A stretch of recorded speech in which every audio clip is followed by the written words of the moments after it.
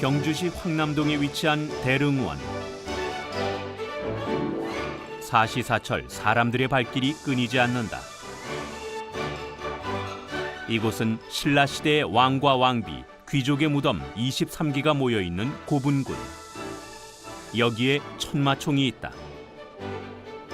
학계를 놀라게 할 만큼 수많은 유물이 출토됐지만 누구의 무덤인지는 알 수 없는 천마총. 과연 어떤 이야기가 숨어 있을까?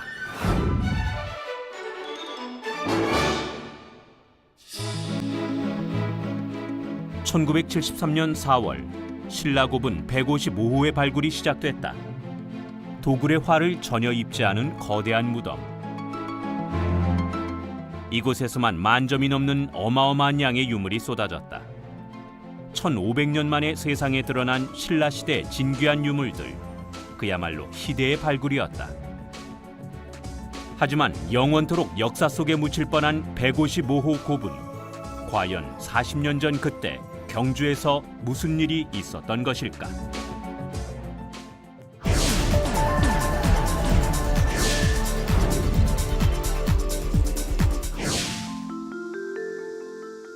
현재까지 겉으로 드러난 신라고분은 모두 155기. 하지만 기록과 묘지석이 존재하는 고분을 제외하면 주인을 알 수 없는 경우가 대부분이다.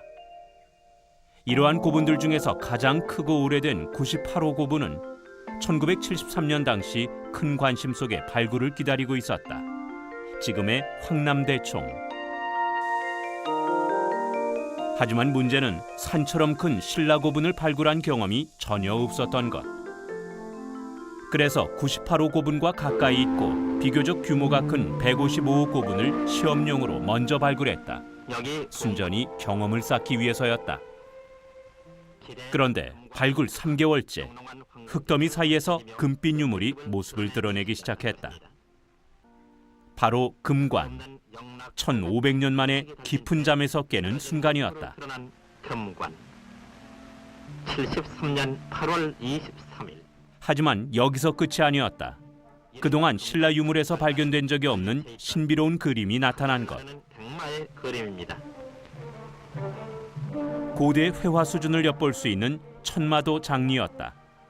이 특별한 유물의 가치를 높이사 당시 155호라 불린 고분을 지금의 천마총으로 명명한 것이다. 그 가운데 천마 한 마리가 하늘을 나르는 모습을 그려놓은 것이며, 이런 놀라움도 잠시, 뜻하지 않은 유물이 끝없이 출토됐다.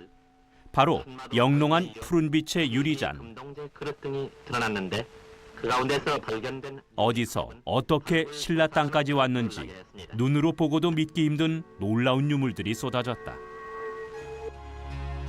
수세기가 지났음에도 불구하고 완벽한 형태로 남은 유물들. 과연 천마총에는 어떤 비밀이 숨어 있는 것일까?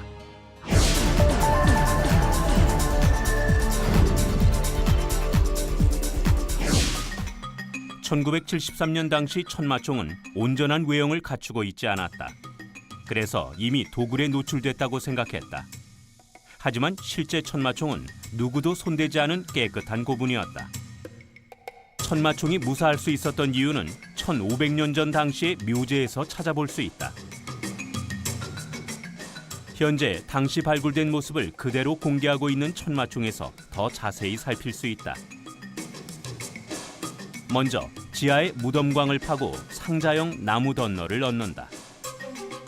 그런 다음 나무 덧너를 강돌로 덮고 그 위에 다시 두터운 봉토로 씌워 완성하는 것.